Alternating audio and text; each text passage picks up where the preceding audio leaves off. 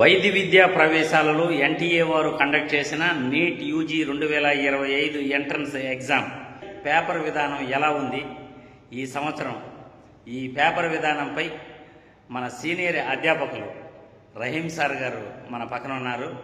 Sir దగ్గర మనం neat UG 2025 పైన అనాలిసిస్ తీసుకుందాం. Please watch the video. Sir చెప్పండి sir. Biology paper NEET UG 2025 ఈ సంవత్సరం ఎలా ఉంది? గత సంవత్సరంతో పోల్చుకుంటే విద్యార్థులు ఏమైనా ఇబ్బంది పడ్డారా, లేకపోతే గత సంవత్సరం కన్నా ఈ సంవత్సరం ఈజీగా ఉందా? మీ యొక్క అమూల్యమైన సలహాలు, మీ అనాలిసిస్ మా స్టూడెంట్స్కి, మా నీట్ యూజీ 2025 అభ్యర్థులందరికీ కూడా చాలా చాలా హెల్ప్ఫుల్గా ఉంటుంది. కొద్దిగా తెలపడు సార్. అందరికీ hello. First impression of the paper అంటే లాస్ట్ ఇయర్ పోల్చుకుంటే బయాలజీ పేపర్ బాగా లెందీగా ఉంది.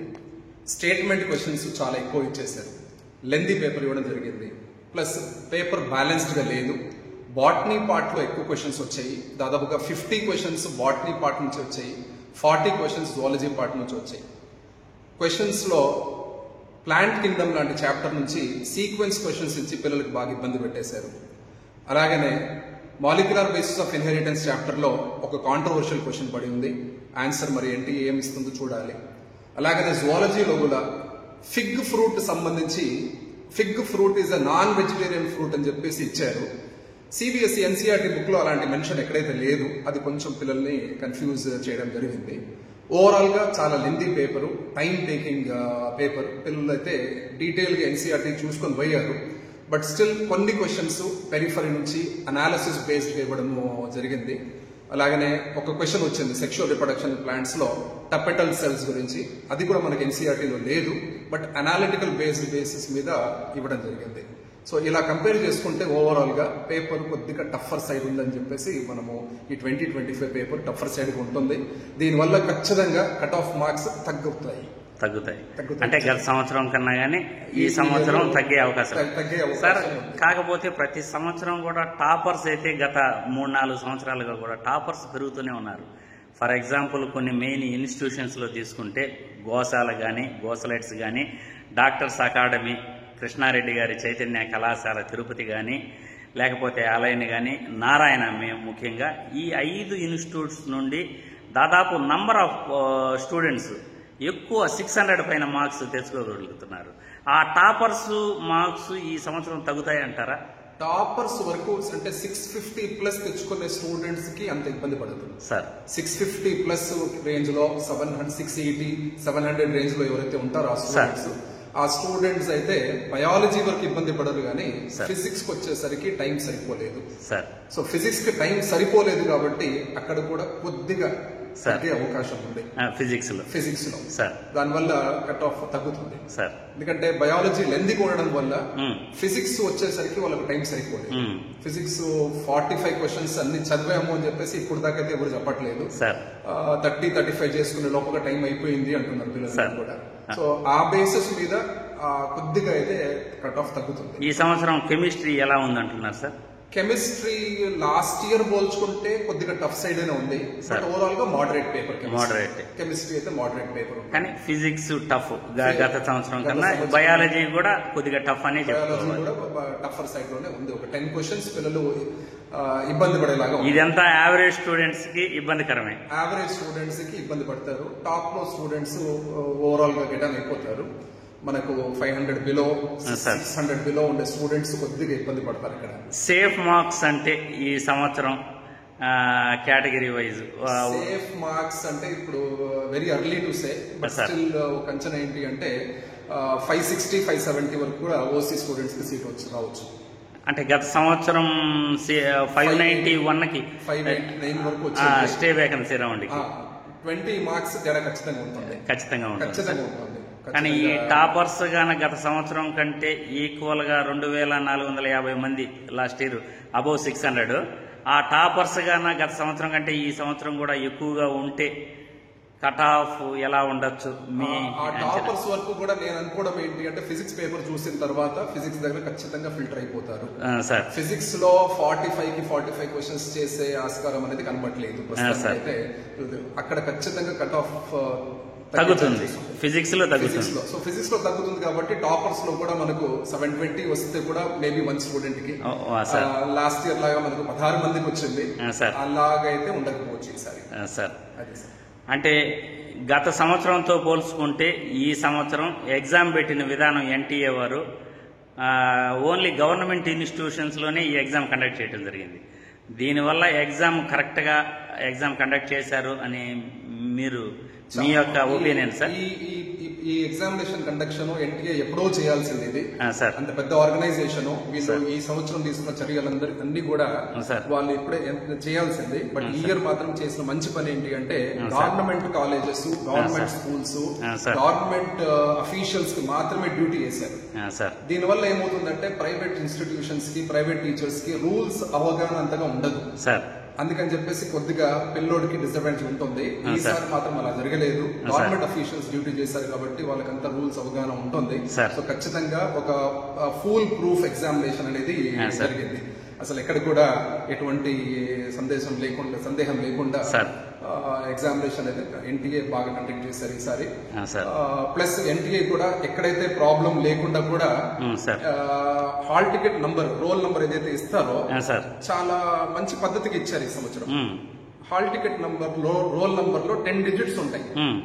10 డిజిట్స్ లో ఫస్ట్ 7 డిజిట్స్ వచ్చేసి centre code number, last 3 digits మాత్రమే స్టూడెంట్ నంబర్. అంటే ఎక్కడైనా ప్రాబ్లం జరిగితే ఆ ప్రాబ్లమ్ ఆ సెంటర్ వరకు మాత్రమే పరిమితం అయ్యేలా చర్యలు తీసుకున్నారు.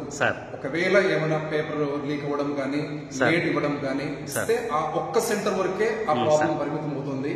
టోటల్ ఇండియా వైడ్ గానీ, టోటల్ సిటీ మొత్తం గానీ అలాంటి ప్రాబ్లమ్స్ ఇబ్బంది ఉండవు.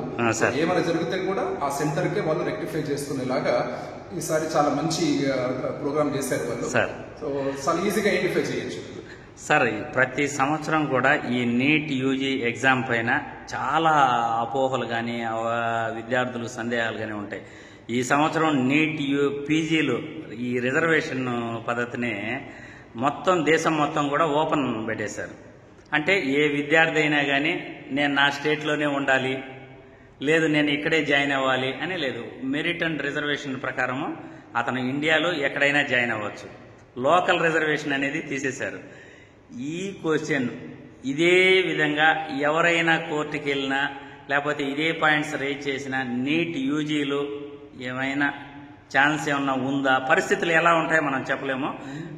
ఆ నీట్ పీజీని బట్టి ఇప్పుడు విద్యార్థులందరూ కూడా భయపడే పరిస్థితి సార్.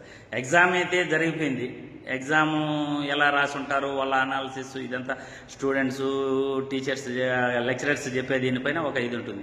కానీ ఈ ఎగ్జామ్ లాస్ట్ కౌన్సిలింగ్ అయిపోయి కాలేజీలో జాయిన్ అయ్యేంత వరకు కూడా ఈ నీట్ యూజీ అనేది చాలా గందరగోళంగా ఉంటుంది. విద్యార్థులకు భయాందోళనలు, లాస్ట్ కౌన్సిలింగ్ దగ్గరకు వచ్చేటప్పుడు కూడా మనకి ఛాన్స్ వస్తుందా రాదా అనే సందేహాలు. దీనిపైన సార్ అది మీరు అనాలిసిస్, మీ అభిప్రాయం? యూజీ పీజీ కంపేర్ చేసుకుంటే బాగా డిఫరెన్స్ ఉంటుంది సార్. నీట్ పీజీలో ఏమవుతుందంటే number of students, number of seats, ఆ రేషియో అనేది బాగా వేరియేషన్ ఉంటుంది సార్. నంబర్ ఆఫ్ సీట్స్ చాలా తక్కువ ఉంటాయి. అవును సార్. నంబర్ ఆఫ్ స్టూడెంట్స్ చాలా ఎక్కువ మంది రాస్తారు. అవును సార్. దానివల్ల గవర్నమెంట్ ఏం చేసిందంటే open to all over India చేసేసారు సార్. మనకు నీట్ యూజీకి వచ్చేసరికి అలా ఉండదు. నీట్ యూజీకి వచ్చేసి రూల్స్ మారిపోతున్నాయి సార్. ఎడ్యుకేషన్ పరంగా తీసుకుంటే గ్రాడ్యుయేషన్ లో స్టేట్ గవర్నమెంట్ కి రిజర్వేషన్ ఉంటుంది sir. Post graduation, higher educations వచ్చేసరికి ఇండియా వైడ్ కామన్ అయిపోయింది ఇండియా వైడ్. అందుకని చెప్పేసి పీజీలో వాళ్ళు ఆల్ ఓవర్ ఇండియా చేసుకోవాలని చెప్పేసి అలా రూల్స్ పెట్టారు. యూజీకి అయితే అలాంటి ప్రాబ్లం ఉండదు. యూజీలో వచ్చేసి అండర్ గ్రాడ్యుయేట్ ఎడ్యుకేషన్ లో స్టేట్ గవర్నమెంట్ రూల్స్ ప్రకారము వాళ్ళకు 85% సీట్స్ ఖచ్చితంగా ఇవ్వాలి. సో అందుకని చెప్పేసి మనకు యూజీలో ఆల్ ఓవర్ ఇండియా ఇవ్వడం అలా జరగదు. 15% సీట్స్ మాత్రమే వాళ్ళకు ఇవ్వడము జరుగుతుంది. ఆ ప్రాబ్లమ్స్ రావు. 90% గా అయితే ఇవన్నీ కూడా కోర్టు ద్వారా ఈసారి ఎగ్జామినేషన్ ఎన్టీఏ చేసినప్పటికీ కూడా సుప్రీం కోర్టు నిఘాలో ఎగ్జామ్ జరుగుతుంది సార్. వాళ్ళు ఎన్టీఏ సుప్రీం కోర్టు వాళ్ళకి ఇచ్చిన ఆదేశం ఏంటి అంటే ప్రతి ఒక్క స్టేజ్ లో మీరు ఎటువంటి చర్యలు తీసుకుంటున్నారు మాకు రిపోర్ట్ చేయండి అన్నారు. సో సుప్రీం కోర్టు కూడా చూస్తుంది కాబట్టి వీళ్ళు ఎన్టీఏ వాళ్ళు చాలా జాగ్రత్తగా ఎగ్జామ్ కండక్ట్ చేశారు. అలాగనే తర్వాత ఎన్ఎంసీ వాళ్ళు కౌన్సిలింగ్ కూడా పక్కగా చేస్తారని చెప్పేసి నేను నమ్ముతాను సార్. చివరగా ఈ కౌన్సిలింగ్ గత 2 సంవత్సరాల నుండి కూడా కౌన్సిలింగ్ మొత్తము కూడా ఎన్ఎంసీ వాళ్ళు నేషనల్ మెడికల్ కౌన్సిలింగే మొత్తం త్రూఅవుట్ ఇండియా కూడా చేయాలని ప్లానింగ్లో ఉంది. గత సంవత్సరం అయితే స్టేట్ బోర్డుకి ఇచ్చేశారు. కానీ ఈ సంవత్సరం ఆ ఛాన్స్ ఏమన్నా ఉంటుందా? టోటల్ వాళ్ళ కంట్రోల్లోనే కౌన్సిలింగ్ మొత్తం all India counselling, state counselling కాకుండా రెండింటినీ కూడా కౌన్సిలింగ్ ఒక ఎన్ఎంసీని చేసేటట్లు ఎన్టీఏ వారి తరఫున కానీ కేంద్ర ప్రభుత్వం కానీ రెండింటిని చేసేటట్టు ఆ ఛాన్స్ ఏమైనా ఉంటుందా? ఇది లాస్ట్ 3 years గా ట్రై చేస్తున్నారు కామన్ కౌన్సిలింగ్ చేయాలి అని చెప్పేసి. 3 years గా జరుగుతుంది. కాబట్టి ఈ ఇయర్ కూడా మనకు స్టేట్ కౌన్సిలింగ్ సపరేట్ గా ఉంటుందని చెప్పేసి ఆల్రెడీ చెప్పడం జరిగింది. 85% స్టేట్ వాళ్ళు చేసుకోవచ్చు, 15% ఆల్ ఇండియా చేసుకోవచ్చు. ఈ ఇయర్ అయితే ఉండదు. రాబోయే సంవత్సరాల్లో ఖచ్చితంగా దానికి ఆస్కారం ఉంది. మనకు ఏంటంటే ఇప్పుడు మన ప్రైమ్ మినిస్టర్ మోదీ గారు వచ్చేసి 1 nation 1 syllabus 1 exam 1 counselling common గా వచ్చేయాలని చెప్పేసి ప్రతిపాదన అయితే ఉంది. అది సో ఈ సంవత్సరం అయితే అప్లికబుల్ కాదు. ఎందుకంటే ఈసారి మనకు ఎప్పుడైతే కొత్త రూల్స్ ఏమైనా ప్రవేశపెట్టాలి అంటే ఎగ్జామినేషన్ జరిగే ముందు అనౌన్స్ చేయాలి. ఎగ్జామ్ అనేది ముందు అనౌన్స్ చేయలేదు కాబట్టి మనకి యథావిధంగా ఉంటుంది. లాస్ట్ ఇయర్ కూడా ఇదే ప్రతిపాదన ఉంటే సుప్రీంకోర్టు వాళ్ళు క్లారిటీగా చెప్పారు మీకు ఎట్లా కౌన్సిల్ చేస్తారో ఇన్ఫర్మేషన్ బులెటిన్ లో బ్రోషర్ లో మీరు పెట్టేయండి ముందుగానే, దాని ప్రకారం చేసుకోండి అన్నారు. సో ఈసారి కూడా మనకు బ్రోషర్ లో మన స్టేట్ గవర్నమెంట్ కౌన్సిలింగ్ చేసుకుంటుందని చెప్పి ఇచ్చారు కాబట్టి ఈసారి కూడా నార్మల్ లాస్ట్ ఇయర్ లాగానే కౌన్సిలింగ్ జరుగుతుంది. రాబోయే సంవత్సరాల్లో నేను చెప్పలేను అలా ఉంటుంది. సార్ చివరిగా ఒక క్వశ్చన్ సార్, ఈ బయాలజీలు 3 or 4 questions out of syllabus నుండి ఇచ్చారు అని కొంతమంది స్టూడెంట్స్ మన దగ్గర తీసుకొచ్చారు సార్, అది ఎంతవరకు నిజం? మొత్తం అన్ని సబ్జెక్టులు కూడా ఫిజిక్స్ కానీ కెమిస్ట్రీ కానీ అవుట్ ఆఫ్ సిలబస్ ఏమైనా ఇచ్చారా? లేదా మల్టిపుల్ చాయిస్ అంటే కొన్ని క్వశ్చన్స్కి ఒక క్వశ్చన్కి 2 ఆన్సర్లు ఇచ్చే విధంగా మల్టిపుల్ ఆన్సర్స్ వచ్చే విధంగా లాస్ట్ ఇయర్ సుప్రీంకోర్టులో ఒకే ఫిజిక్స్లో ఒక క్వశ్చన్కి దాదాపు 4,60,000 మంది లాస్ అయ్యారు. సో ఇలాగ అనుకుంటే అవుట్ ఆఫ్ సిలబస్ క్వశ్చన్స్ అనుకుంటే మనకు యాక్చువల్ గా ఇందాక చెప్పినట్టుగా నేను ఫిగ్ ఫ్రూట్ గురించి ఒక క్వశ్చన్. ఫిగ్ ఫ్రూట్ అనేది బుక్ లో ఉంది బట్ వాళ్ళు ఇచ్చిన సెంటెన్స్ మనకు బుక్ లో లేదు. వాళ్ళు ఏం చేశారంటే అనాలిసిస్ చేసి ఇచ్చారు సెంటెన్స్. సో దానికి మనకి ఇప్పుడు కాంట్రవర్సీ ఏంటి అంటే ఫిగ్ ఫ్రూట్ అంటే మనము వేడి పండు అత్తి పండు అంటారు. అవును సార్, మామూలుగా మనకు తెలుగు పద్యం కూడా ఉంది, వేడి పండు చూడు మేలుమై ఉండు. అంటే ఆ పురుగులు ఉంటాయి కాబట్టి ఫిగ్ ఫ్రూట్ అనేది నాన్ వెజిటేరియన్ ఫ్రూట్ అని చెప్పి సెంటెన్స్ ఇచ్చారు సార్. సో దాని వల్ల ఏమైపోయిందంటే మామూలుగా ఫ్రూట్ పండ్లు అనేది వెజిటేరియన్, మళ్ళీ దానికి నాన్ వెజిటేరియన్ అనేది బాగా కన్ఫ్యూజింగ్ గా ఉంది. అది మరి ఎన్టీఏ వాళ్ళు దాన్ని ఎలా రియాక్ట్ చేస్తారో తెలియదు. పిల్లలు కూడా బాగా కన్ఫ్యూజన్ లో పడ్డారు ఆ సెంటెన్స్ కి. అలాగనే బాటనీలో ఒక క్వశ్చన్ కి 2 ఆన్సర్స్ ఉండొచ్చు అని చెప్పేసి చెప్తున్నారు. అది కూడా క్లారిటీ లేదు, మరి ఎక్స్ప్లెనేషన్ ఎలా ఇస్తారో. మనకు ఒక 2 క్వశ్చన్స్ మనకు మాలిక్యులర్ బేసిస్ ఆఫ్ ఇన్హెరిటెన్స్ లో ట్రాన్స్క్రిప్షన్ అనే కాన్సెప్ట్ ఉంది. ఆ ట్రాన్స్క్రిప్షన్ లో ఒక 2 క్వశ్చన్స్ కొంచెం 2 ఆప్షన్స్ దగ్గరలోనే ఉన్నాయి. సో అది మరి ఎన్టీఏ వాళ్ళు మిగతా కాలేజెస్ వాళ్ళు ఎలా ఇస్తారు అనేది తెలియదు. ఇదంతా ప్రిలిమినరీ రిపోర్ట్ మాత్రమే. చాలా థ్యాంక్స్ సార్. మా స్టూడెంట్స్కి నీట్ యూజీ 2025 అభ్యర్థులందరికీ కూడా చాలా అమూల్యమైన ఇన్ఫర్మేషన్ అయితే మీరు ఇచ్చారు. అన్ని సబ్జెక్టుల పైన కూడా మంచి అవగాహనతో విద్యార్థులకి మీరిచ్చిన సలహాలు, మీరిచ్చిన అనాలిసిస్ చాలా బాగా ఉపయోగపడుతుందని అనుకుంటున్నాను. చాలా థ్యాంక్స్ సార్.